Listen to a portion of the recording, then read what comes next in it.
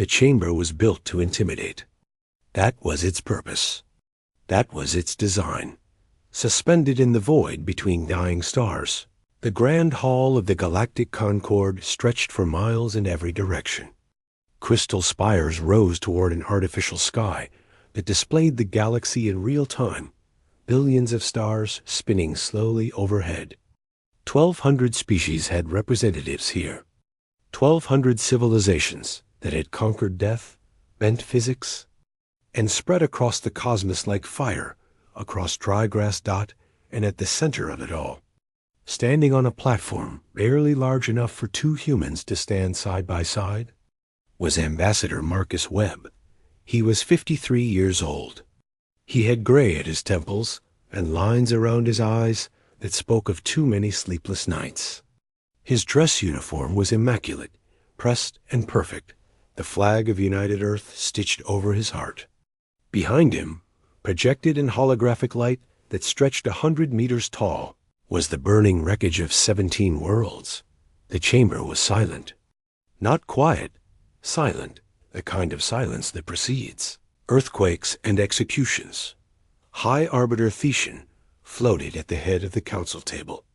It was not a creature of flesh and blood, but of pure energy, contained within a geometric lattice that pulsed with colors humans had no names for. When it spoke, its voice came from everywhere at once. Human, you stand accused of genocide, the complete destruction of the Vorath Dominion. 17 inhabited worlds reduced to ash. 400 billion sentient beings erased from existence. The hologram behind Webb shifted. Images of the dead worlds rotated slowly. Continents turned to glass. Oceans boiled away. Cities that had stood for millennia reduced to atomic dust. How do you answer these charges? Marcus Webb did not flinch. He did not sweat. He stood perfectly still and met the Arbiter's gaze with eyes that had seen things no human should ever see. Before I answer, he said, his voice calm and clear, I would ask the council to witness something, to see what we saw, to understand what we understood. He reached into his pocket. Every weapon system in the chamber locked onto him instantly. Thousands of targeting lasers painted his chest in a constellation of red dots. He withdrew a small data chip. This is the recording from the UNS Perseverance, a diplomatic survey vessel that was operating in Sector 7 Gamma 3 months ago. What they found changed everything. He placed the chip on the podium. Watch this, and then tell me what you would have done. The lights dimmed. The hologram shifted, and the screaming began. 3 months earlier, Captain Elena Vance had been having a good day. The Perseverance was 3 weeks into its mapping mission, charting unexplored regions of space that humanity had only recently been granted permission to enter. Her crew of 42 was experienced, professional, and quietly excited about the possibility of making first contact with a new species. That excitement died the moment Communications Officer David Okonkwo called her to the bridge. Captain, you need to hear this. Elena was a tall woman with dark hair pulled back in a tight braid and eyes that missed nothing. She had commanded vessels for 15 years, survived 3 combat engagements, and negotiated a peace treaty between 2 species that had been at war for centuries. Very little surprised her anymore. This surprised her. The signal was buried in subspace static, repeating on a loop. At first, it sounded like interference. Then Okonkwo ran it through the translation. Filters. Voices. Hundreds of voices. Thousands. Cry out in languages that no human had ever heard, but the emotion needed no. Translation. Terror. Pain. Desperation. How old is this signal? Elena asked. Unknown, Captain. Subspace distortion makes it impossible to determine. Could be hours. Could be decades. Science Officer Dr. Priya Sharma pulled up the star charts. The signal originated from a system called Velith 9, approximately 4 light-years away. According to Galactic Concord records, the system was listed as uninhabited. Listed as uninhabited, Elena repeated. But someone is screaming for help. Protocol was clear. Report unknown signals to the Concord. Wait for instructions. Do not engage. Elena thought about protocol for exactly 3 seconds. Helm. Set course for Velith 9. Maximum speed. What they found when they arrived would haunt them for the rest of their lives. Velith 9 was beautiful. A green and blue world, teeming with life, oceans sparkling under a golden sun. It looked like Earth. It looked like paradise.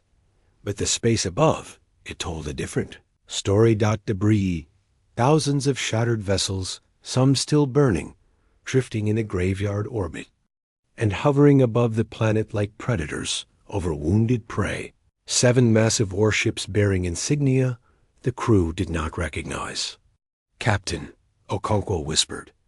The distress signal. It is coming from the surface. It is happening now. Elena ordered enhanced imaging. What she saw made her stomach turn. The warships were not destroying the planet. They were harvesting it. Massive beams of light lanced down from orbit, cutting through the atmosphere like knives.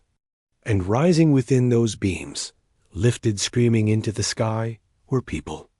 Living beings. Millions of them, packed together like cattle, pulled upward toward waiting cargo ships. Dr. Sharma's voice shook as she analyzed the data. They are sorting them. The young, the healthy, those go into the main vessels. The old, the sick. She could not finish. On the screen, a beam swept across a coastal city. The elderly, the injured, the ones who resisted, simply vanished. Vaporized in an instant. Who are they? Elena demanded. The answer came from the Concord database, cross-referenced against the warship configurations, the Vorith Dominion. A species humanity had never officially encountered. Their file was sparse. Listed as a minor power, isolationist, rarely participating in galactic affairs. The file said nothing about this. Captain, Lieutenant Tom Brennan spoke from his station. We are being scanned. Before Elena could respond, a transmission cut through all frequencies. The voice was cold, mechanical, empty of anything resembling emotion. Human vessel, you have witnessed what you should not have witnessed. This is unfortunate. You will now surrender your vessel for processing, or you will be destroyed. You have 10 seconds to comply. 10 seconds. Helena's mind raced. They were outgunned, outmatched. A single diplomatic ship against 7 warships designed for conquest. Surrender meant death. They had seen that clearly enough. Fighting meant death too, but at least it would be quick. But there was a third option. Helm, she said quietly. Emergency jump. Random coordinates. Get us out of here, now. Captain, our jump drive needs 30 seconds to charge. Then give me 30 seconds of evasive maneuvers. Go, now. The Perseverance lurched as it dove toward the planet's atmosphere, using the gravity well to accelerate. The Vorith ships opened fire.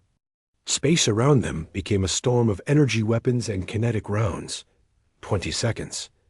A shot grazed their port engine array. Alarms screamed. Hull breach warnings flashed across every console. 15 seconds. Another hit. The mess hall decompressed. 3 crew members died before the emergency bulkhead sealed. 10 seconds.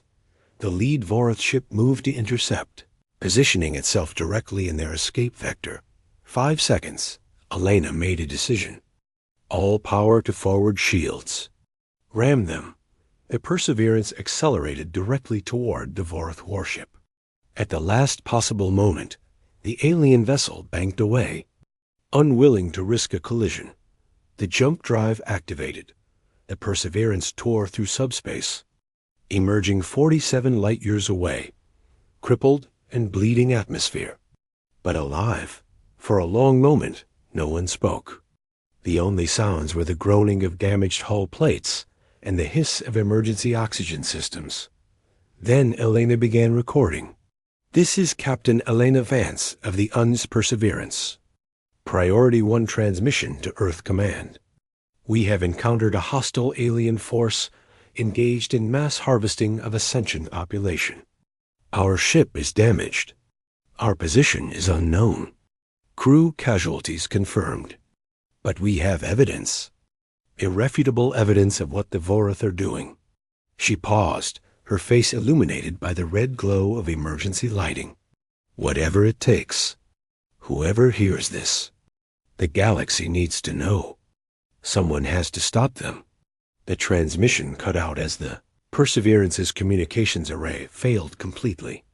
They were alone in the dark between stars, 47 light years from home, carrying the only evidence of a genocide that had been happening for centuries. And somewhere behind them, the Vorath continued their harvest, unaware that everything was about to change. The screaming continued on Velith 9, but not for much longer in the Grand Hall of the Galactic Concord. The recording from the Perseverance continued to play. The screams of the Velith people echoed through the vast chamber, bouncing off crystal walls, filling the artificial sky. 1,200 species watched in silence. Some had never seen death. Some had evolved beyond physical form entirely. Some were so ancient they had witnessed the birth of stars. None of them had ever seen anything like this. The hologram showed the harvesting, beams lifting millions into the sky. It showed the sorting process, the cold efficiency of separating the useful from the useless. It showed children torn from their parents and loaded into cargo vessels like grain. And Dr. Shara's analysis began to play. Cross-referencing. Vorath ship signatures with historical records, her recorded voice narrated. Matching energy signatures found at 47 locations across the galaxy. All locations correspond to species listed in Concord databases as having gone extinct due to natural causes. The hologram shifted. A map of the galaxy appeared, dotted with red markers. Each marker represented a dead civilization. Each marker traced back to the VORATH. Ambassador Webb spoke over the recording. For 800 years, the Vorath Dominion has been systematically consuming entire civilizations. Not conquering them, not enslaving them, eating them. The chamber erupted. Delegates screamed in their native languages. Some fled their seats. Others collapsed. The Kiramuth representative, an insectoid being known for its species' absolute pacifism, made a sound that its translators could not process. High arbiter Thetian pulsed with blinding light. Silence. Silence. Order was restored, but barely. "You are accusing the Galactic Concord of covering up genocide," Thetian said. "For 8 centuries. Webb shook his head. "I am not accusing anyone of anything. I am showing evidence. The conclusions are yours to draw." He pressed a button on his podium. "But while we are drawing conclusions, I should mention something else. During our investigation, my government discovered financial records. Tribute payments from the Vorath Dominion to 17 members of this council. Payments that have continued uninterrupted for 300 years. The accused council members tried to flee. They did not get far. Human security forces materialized at every exit. They had been there all along, using stealth technology that the Concord did not know humanity possessed. The corrupt delegates were detained before they could take 3 steps. "Now," Webb said, straightening his uniform, "shall we continue?" While the recording played in the council chamber, the story continued in the past.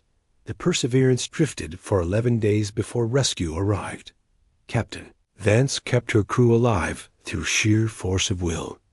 They had lost 7 people in the escape. The ship's systems were failing one by one. Food was rationed to survival minimum. Water was recycled until it tasted like metal. But they survived. Elena spent those 11 days reviewing the data they had collected. Every image, every reading, every second of footage from Velith 9. She studied the Vorith ships until she could recognize them in her sleep. She analyzed their tactics, their technology, their behavior, and she began to understand what they truly were. Lieutenant Brennan, the ship's xenobiologist, helped her piece it together. The Vorith were not natural spacefaring creatures. Millions of years ago, they had been uplifted by an unknown benefactor species. Given technology, they had not developed themselves. But their benefactors had made a terrible mistake. They did not understand Voroth biology, Brennan explained, his face gaunt from rationing. The Vorith require sapient neural tissue to achieve full cognitive development. Without it, they remain feral, animalistic. With it, they become intelligent, cunning, patient. Elena stared at the data on her screen. They eat brains. Specifically, they require the neural tissue of conscious beings experiencing fear. The chemical composition of terror-saturated brain matter is essential for their cognitive function. Without it, they cannot think, cannot plan, cannot exist as anything more than animals. So they farm sentient species.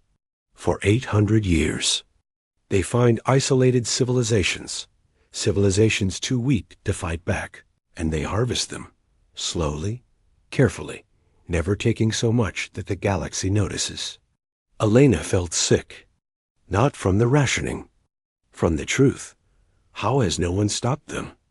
Brennan pulled up financial records that Dr. Sharma had extracted from Vorith Communications. Because someone has been protecting them. 17 species on the Galactic Council have been receiving tribute payments for centuries. In exchange, they look the other way. They falsify extinction reports. They make sure no one investigates too closely. The corruption went to the highest levels of galactic government, and now humanity knew. 3 days later, a human patrol vessel found the Perseverance. Captain Vance was the last to leave the ship. She walked through empty corridors, past the memorials her crew had made for the dead, past the bloodstains that no one had time to clean. She carried the original data drives personally, clutching them to her chest like sacred relics. When she handed them to Admiral Helena Cross at Earth Command, she spoke the words that would echo through history. I made them a promise. The people on that planet. I promised we would make this right. Admiral Cross took the drives. She was a tall woman with silver hair and eyes that had seen 3 wars. She had commanded fleets. She had buried friends. She had made decisions that cost thousands of lives, but she had never faced anything like this. We will, she said simply. Debate that followed was the most contentious. In human political history, some argued for caution. Report to the Concord. Let galactic authorities handle it. Humanity was young, weak, outnumbered 10,000 to 1. Others argued for action. The Concord was compromised, corrupt. They had allowed this to happen for 800 years. They could not be trusted. Admiral Cross made the deciding argument. We received a distress call, she said to the assembled leaders of Earth. Someone out there asked for help. They were being eaten alive, and they asked for help. What kind of species are we if we ignore that? The vote was unanimous. Earth began preparing for war. But this was not war, as the galaxy understood it. Humanity did not build massive fleets to challenge the Vorith in open battle. They did not construct superweapons or forge alliances through diplomatic channels. Instead, they did something far more dangerous. They thought.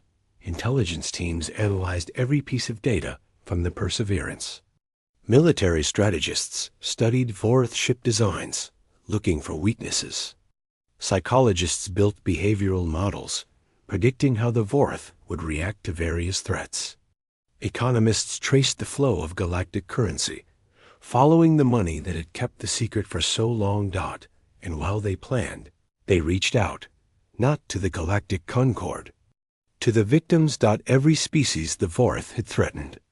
Every minor power that had lost ships to unexplained disappearances. Every survivor of attacks that had been blamed on pirates or natural disasters. Humanity found them. One by one. Ship by ship. World by world. They shared the evidence. They asked a simple question. Will you help us stop them? The answer, from every single one, was yes. In the secret shipyards, hidden in the asteroid belt beyond Mars, something was taking shape. Not warships. Not weapons. Something else entirely. Admiral Cross stood before her assembled commanders, her face illuminated by holographic displays showing the Vorth Dominion's territory. 17 worlds. Hundreds of billions of beings who had built their civilization on the suffering of others. The Vorth have been doing this for 800 years, she said. They have never faced an enemy who understood what they truly are. They have never faced an opponent who knew their weakness. She pulled up Lieutenant Brennan's research. The biological dependency on terror-saturated neural tissue. The cognitive regression that occurred when that supply was interrupted. Deprive them of fresh victims for 30 days, Cross continued, and they begin to lose intelligence. Their coordination breaks down. Their civilization collapses. Her eyes swept across her commanders. We are not going to fight the Vorth. We are going to starve them. The war would begin not with a battle, but with a blockade, not with destruction, but with denial, and it would end with something the galaxy had never seen. Justice. Captain Vance, recovered from her ordeal, requested reassignment. She wanted to be there when it happened. She wanted to keep her promise. Admiral Cross approved the request. You found them, Cross said. You get to finish it. Vance saluted. Thank you, Admiral. Do not thank me yet. What we are about to do will make us enemies of half the galaxy. The Concord will condemn us. The corrupt powers will try to stop us. We will be called monsters. Vance thought about the children on Velith 9, lifted screaming into the sky. I can live with that, she said. Cross smiled. It was not a pleasant smile. Good, because we start tomorrow. The war began with a message. Admiral Cross stood on the bridge of the newly commissioned UN's Retribution, surrounded by holographic displays showing fleet positions across 100 light years. Behind her, through the massive viewport, Earth hung in the void like a blue marble. She activated the broadcast array. Every communication channel in the galaxy would receive this message. Every species, every world, every ship, to the Vorth Dominion. We know what you are. We know what you have done. We know about Velith 9. We know about the 47 civilizations you have consumed over 8 centuries. We know everything. She paused, letting the words sink in. You have 48 hours to release all captive populations and surrender your leadership for trial. Failure to comply will result in total war. There will be no negotiation. There will be no mercy. There will be no second chance. The message ended. The Galactic Concord responded immediately. Ambassador after ambassador condemned humanity's actions. Humanity had no authority to issue ultimatums. Humanity had no right to act unilaterally. Humanity was violating 17 different treaties by even making such a threat. The Vorth responded with laughter. Little humans, their supreme autocrat broadcast in return. We have devoured species that existed before your world had oceans. We have fed on civilizations that built empires while your ancestors were still learning to walk upright. Your threats amuse us. Surrender your homeworld now, and we will grant you the honor of a quick death. 48 hours passed. The Vorth did not comply. The war began, but it was not the war. Anyone expected. Human forces did not attack Vorth military installations. They did not engage warships in heroic fleet battles. They did not attempt to conquer territory or destroy infrastructure. Instead, they attacked supply lines. The Vorath needed a constant supply of victims to maintain their intelligence. Those victims came from isolated colonies, from captured ships, from populations too weak to fight back. The victims were transported through established routes, processed at specific facilities, distributed according to ancient protocols. Humanity had spent months mapping those routes. Now they began dismantling them. Strike teams appeared without warning, destroyed transport vessels, and vanished before reinforcements could arrive. Blockades materialized around processing facilities, cutting off supplies completely. Communications arrays were jammed, preventing the Vorath from coordinating their response. The Vorath were confused. This was not how war worked. Where were the massive fleet engagements? Where were the desperate last stands? The humans fought like ghosts, like shadows, like nothing the Vorath had ever faced, and they were everywhere. Captain Vance commanded one of the strike teams. Her crew was no longer composed of scientists and diplomats. They were warriors now, hardened by months of preparation and burning with righteous fury. Their target was a Vorath transport convoy carrying 300,000 captives from a world called Theses Prime. The convoy was escorted by 12 warships. Standard doctrine said it was untouchable. Vance did not believe in standard doctrine. All ships execute attack pattern Delta, she ordered from the bridge of the Perseverance, now rebuilt and rearmed. Targeting data is locked. Fire on my command. Her strike force numbered only 6 vessels. But they were not alone. From the shadow of a nearby asteroid field, 30 additional ships emerged. They were not human. They were Theshan, survivors of previous Vorath raids, burning with hatred for the creatures that had devoured their families. Theshan First Fleet reporting. A voice crackled over the comm.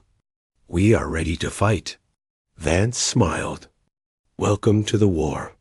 The attack lasted 17 minutes.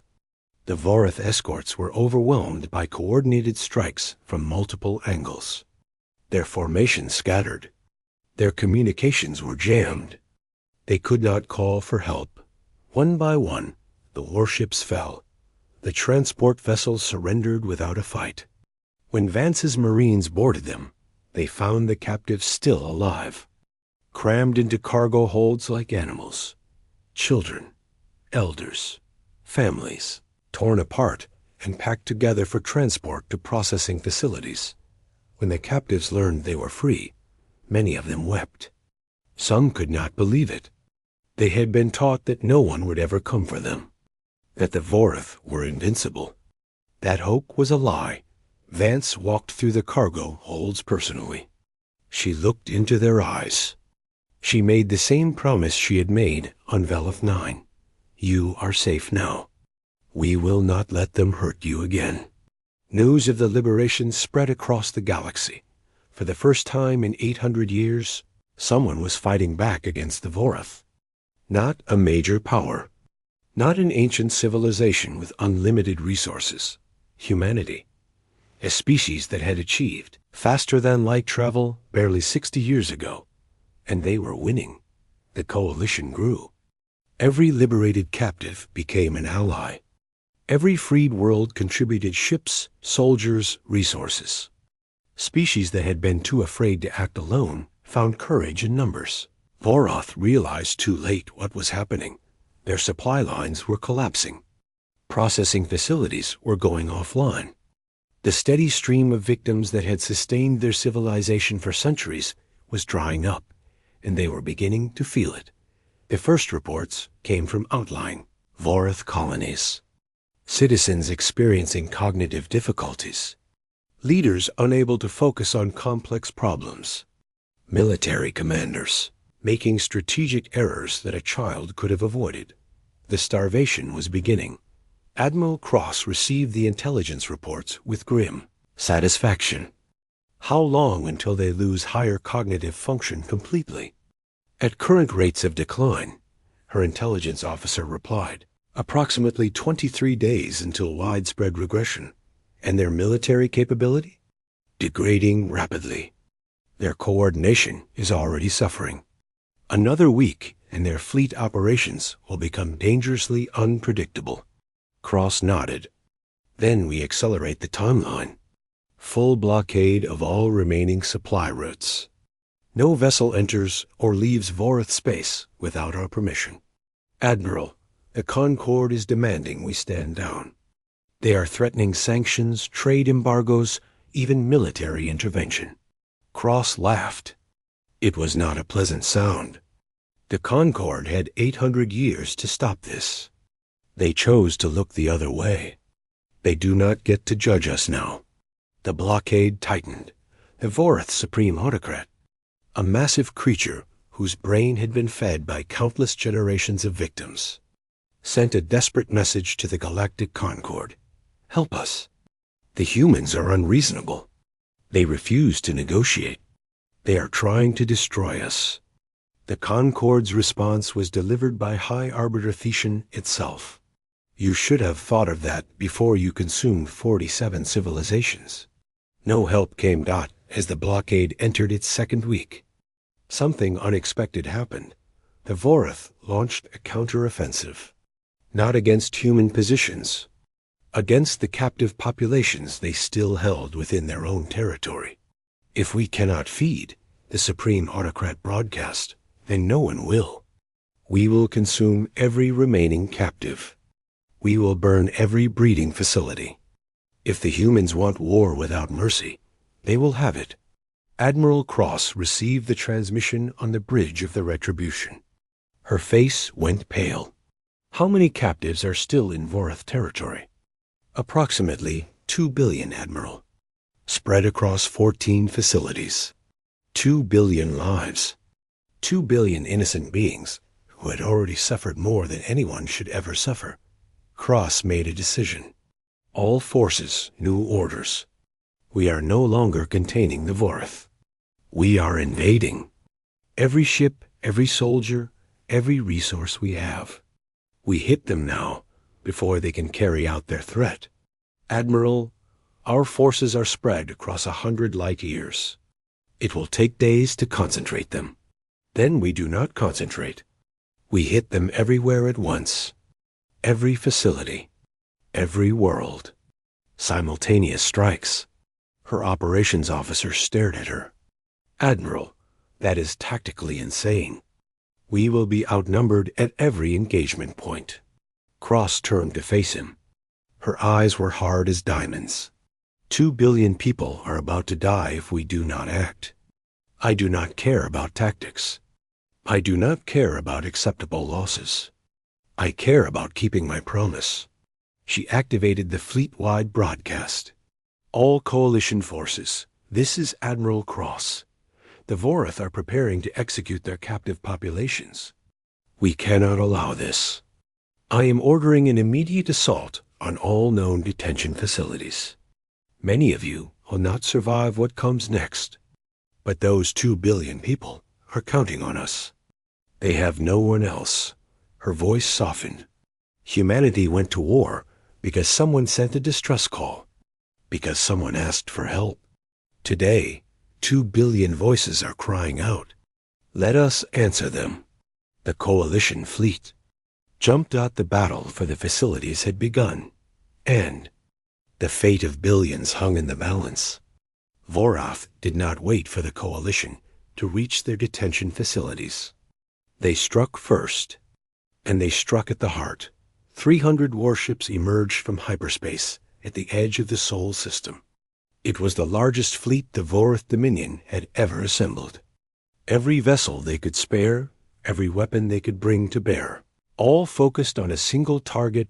Earth, the Supreme Autocrat's voice echoed across every human communication channel. You have sealed your fate, humans. We will feast on your world. Every man, woman, and child will know the true meaning of despair before they die. Your species ends today.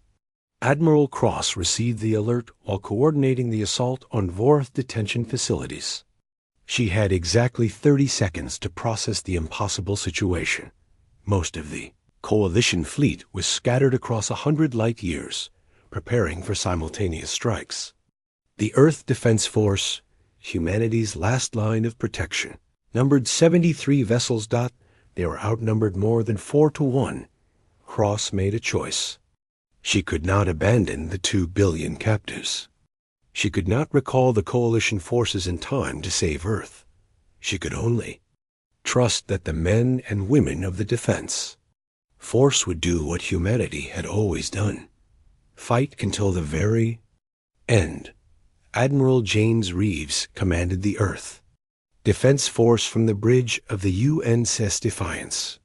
He was 61 years old, a veteran of 3 interstellar conflicts, and he had known since the war began that this moment would come. He gathered his captains via holographic conference. 73 faces stared back at him.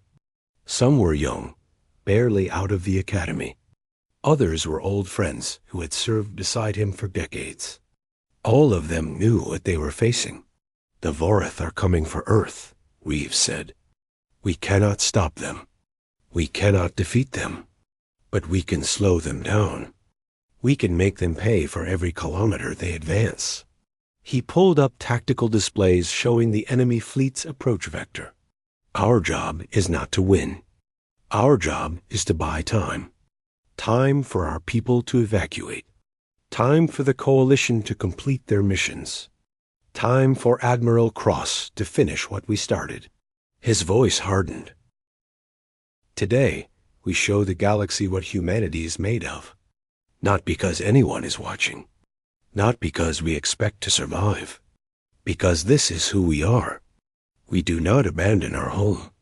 We do not surrender to monsters. We fight." He raised his fist. "For Earth." 73 voices answered as one. For Earth. The Battle of Sol began 3 hours later. The Vorath fleet advanced in a wedge formation. Their largest dreadnoughts at the center, smaller attack craft screening the flanks. Their strategy was simple: overwhelming force. Crush the defenders, reach Earth, begin the harvest. Admiral Reeves had a different plan. All ships execute dispersal pattern Omega. Weapons free. Make them bleed. The Earth Defense Force scattered like leaves in a storm. Instead of forming a defensive line, they became a swarm of individual hunters, darting through the Vorath formation, striking targets of opportunity, refusing to be pinned down. The strategy was suicidal. It was also brilliant. The Vorath were accustomed to enemies who fought in organized formations. They were accustomed to enemies who valued their own survival. They had no idea how to handle an opponent who simply refused to stop attacking. Human ships rammed Vorath dreadnoughts at full speed, their crews detonating reactor cores at the moment of impact. Pilots flew their craft directly into enemy engine arrays, sacrificing themselves to disable vessels 1,000 times their size. Medical ships loaded with explosives charged into the heart of the enemy formation. The void became a graveyard of burning metal and dying screams. But it was not enough. Vorath pushed forward. They reached Mars. They reached the orbital stations around Jupiter. They were hours from Earth when Admiral Reeves made his final transmission. "All ships fall back to Earth orbit. Form defensive perimeter. This is where we make our last stand." 41 ships remained. 41 vessels against 217 Vorath warships. Reeves looked at the tactical display, at the enemy fleet bearing down on his home, at the blue marble of Earth, hanging in the void, defenseless. "It has been an honor," he said quietly. The Vorath's supreme autocrat broadcast one final message: "Surrender now, humans, and we will make your deaths quick. Fight, and we will take our time." Reeves smiled. It was the smile of a man who had nothing left to lose. "We do not negotiate with Vernon." He gave the order to attack. The Earth Defense Force charged into the enemy fleet. They fought with weapons. They fought with improvised explosives. They fought with bare hands when nothing else remained. One by one, they fell. 30 ships. 20, 10, 5. The Defiance was the last vessel standing. Her hull was breached in 17 places. Her weapons were exhausted.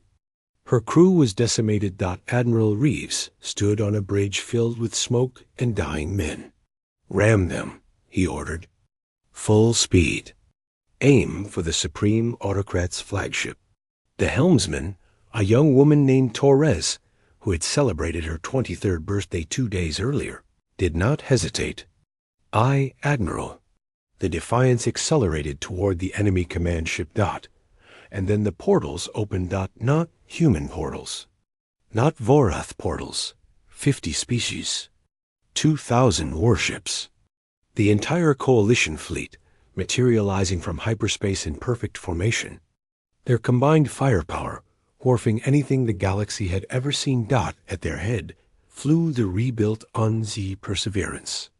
Captain Elena Vance at the helm. "Sorry we are late," she broadcast. Traffic was terrible. The coalition attacked. 2,000 ships hit the Vorath fleet from every direction. The enemy formation, already weakened by hours of fighting against the Earth Defense Force, shattered like glass. Vance led her strike group directly toward the Supreme Autocrat's flagship. Her weapons blazed. Her shields flared. She fought with the fury of someone who had seen too much suffering and refused to see anymore. The Supreme Autocrat tried to flee. A Vishan battleship cut off his escape route. A Velith cruiser disabled his engines. A human destroyer knocked out his weapons. Vance moved in for the kill. "This is for Velith 9, she said. "This is for every world you consumed. This is for every child you took. This is for 800 years of horror." The Perseverance's main guns fired. The Supreme Autocrat's flagship exploded. The Vorath fleet, leaderless and starving, began to collapse. Some ships surrendered. Others tried to flee. None escaped. When the Battle of Sol ended, the space around Earth was filled with wreckage. 217 Vorath warships destroyed. 32 coalition vessels lost. 61 Earth Defense Force ships gone forever. But Earth survived. Admiral Cross's voice echoed across the fleet. "All coalition forces, this is command. The detention facilities have been secured. 2 billion captives are being evacuated as we speak. The Vorath threat is neutralized." She paused. "Earth is safe. The mission is complete." The celebrations lasted for hours. Across 100 worlds, species that had lived in fear for centuries cheered as news of the victory spread. The Vorath Dominion, the nightmare that had haunted the galaxy for 800 years, was finished. But for some, there was no celebration. Admiral Reeves was found on the bridge of the Defiance. Still alive, still giving orders, refusing to leave until the last of his wounded crew had been evacuated. He had lost 32 ships and over 4,000 personnel. When he finally allowed himself to be taken to a medical ship, he asked only one question. "Did we buy enough time?" Captain Vance was the one who answered. She had come to personally thank the man who had held the line. "You bought us everything," she said. "The facilities are secure. The captives are free. Earth is safe." Reeves closed his eyes. For the first time in hours, he smiled.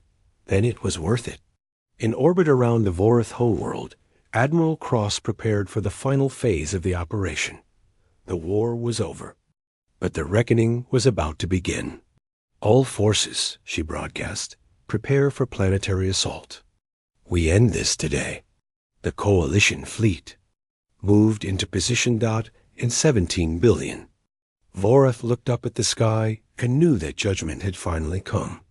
Assault on the Vorath homeworld lasted 17 hours. Captain Elena Vance led the ground forces personally.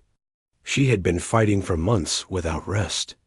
She had watched friends die. She had killed more enemies than she could count.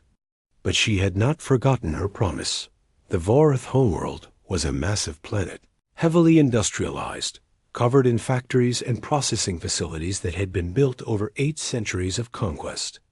Every structure was designed for one purpose: the harvesting, processing, and consumption of sentient beings. Coalition forces landed in waves. Human Marines fought alongside Veshun warriors. Velith commandos worked with Kiramoth engineers. 50 species, united by shared purpose, advancing across a world built on suffering. The Vorath defenders fought with desperate ferocity.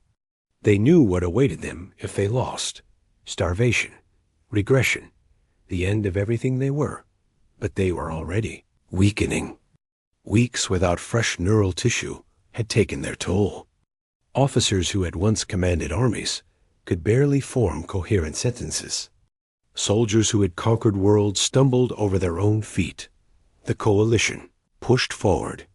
Vance's objective was the largest detention facility on the planet. Intelligence estimated it held over 300 million captives from dozens of species. If the Vorath carried out their threat to execute the prisoners, it would be the single largest mass murder in galactic history. She would not let that happen. All units, form up on me, she ordered as her transport touched down. We breach the outer perimeter in 5 minutes. No one stops until those people are free. Her team was a mix of species: humans, Theshans, Velith survivors, who had volunteered for the most dangerous mission of the war. They moved like a single organism, flowing through the facility's defenses, overwhelming every checkpoint. The Vorath guards fought back. Energy weapons blazed. Soldiers fell on both sides. But the Coalition forces were motivated by something stronger than survival. They were motivated by justice. Vance reached the central detention block 37 minutes after touchdown. The doors were sealed. The Vorath had initiated execution protocols. Somewhere inside, 300 million innocent beings were waiting to die. "Get this door open," she ordered. Now, her engineers worked frantically. Explosives, cutting tools, every technique they knew. The door resisted. Inside, Vance could hear screaming. Faster. The door finally gave way. What she found inside broke something in her. Rows upon rows of cages, stretching as far as she could see. Beings from species she recognized and species she had never encountered. Families huddled together. Children crying. Elders too weak to stand. And Vorath guards, moving through the rows, executing prisoners one by one. Open fire. Vance screamed. The battle was brief and brutal. The Vorath guards, already degraded by starvation, could not coordinate their defense. Coalition forces cut them down without mercy. When the last guard fell, Vance stood in the silence of the facility. Around her, 300 million beings stared through cage bars, unable to believe what they were seeing. She holstered her weapon and walked to the nearest cage. Inside, a family huddled together. The parents shielded their children with their bodies, expecting death. Vance knelt down. She looked into their eyes. "You are safe now," she said softly. "It is over. We came for you." The father broke down weeping. The mother could not speak. The children stared at Vance with expressions she would never forget. Liberation took hours. Medical teams flooded the facility, treating the sick, feeding the starving, comforting the traumatized. Coalition soldiers opened cage after cage, carrying out those too weak to walk. Vance stayed until the very end. She watched every captive leave. She memorized every face. She had kept her promise. In the Grand Hall of the Galactic Concord, Ambassador Marcus Webb reached the end of his presentation. The holographic display showed the liberation of the detention facilities. It showed Coalition soldiers carrying children to freedom. It showed medical teams treating wounds that had festered for years. It showed the moment when the last cage was opened and the last captive walked free. We saved over 2 billion sentient beings from those facilities, Webb said to the silent chamber. 2 billion people who had been written off, forgotten, left to suffer because this council was too corrupt or too cowardly to act. He let the words hang in the air. So when you ask whether humanity showed mercy, remember this. We showed mercy to the innocent. We showed mercy to the victims. We showed mercy to everyone who deserved it. His voice hardened. The Vorath did not deserve it. High Arbiter Thetian pulsed with uncertain light. The evidence is overwhelming. The Vorath were guilty of crimes beyond imagining. The complicity of certain council members has been proven. But the scale of humanity's response. 400 billion Vorath died, Webb acknowledged. Most of them in the orbital bombardment of their industrial centers, their military, their leadership, their capacity to ever threaten anyone again. He paused. 13 billion civilians were evacuated before the bombardment began. They are currently in coalition custody, awaiting resettlement on worlds where they can survive without consuming sentient beings. The chamber stirred. You did not exterminate them entirely? We are not monsters, Webb replied. The Vorath who were complicit in the harvesting are dead. The Vorath who were innocent, who were born into a system they did not create, who simply wanted to live, they survive. We found alternative nutrition sources, synthetic compounds that can sustain their cognitive function without requiring suffering. He smiled slightly. It was expensive. It took months of research. But we believed it was the right thing to do. The chamber fell into confused murmuring. This was not what they had expected. They had expected humans to be either heroes or villains, black or white, easy to categorize. Humanity, as always, refused to cooperate. Thetian spoke again. This council must render judgment. Ambassador Webb, do you have any final words? Webb straightened. He looked around the chamber at 1,200 species, watching him with a mixture of fear, respect, and wonder. When we first encountered the Vorath, we had a choice. We could report to the Concord and trust galactic authorities to handle it. We could look away and pretend it was not our problem. Or we could act.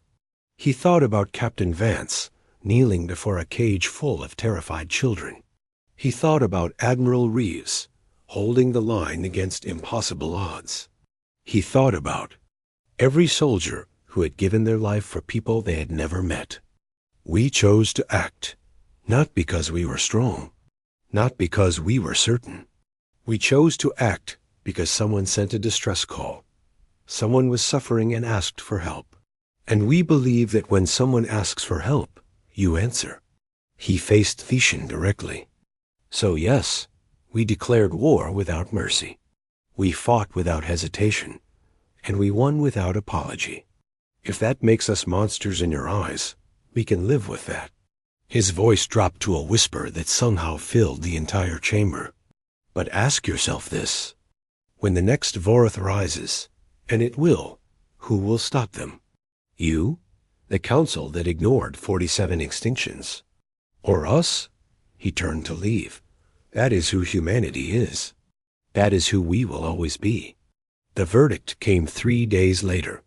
Humanity was declared not guilty. The evidence demonstrated that their response, while extreme, was proportionate to the threat. The council acknowledged its own failure to protect the innocent. Furthermore, the Galactic Concord formally requested that the human coalition assume primary responsibility for galactic security matters.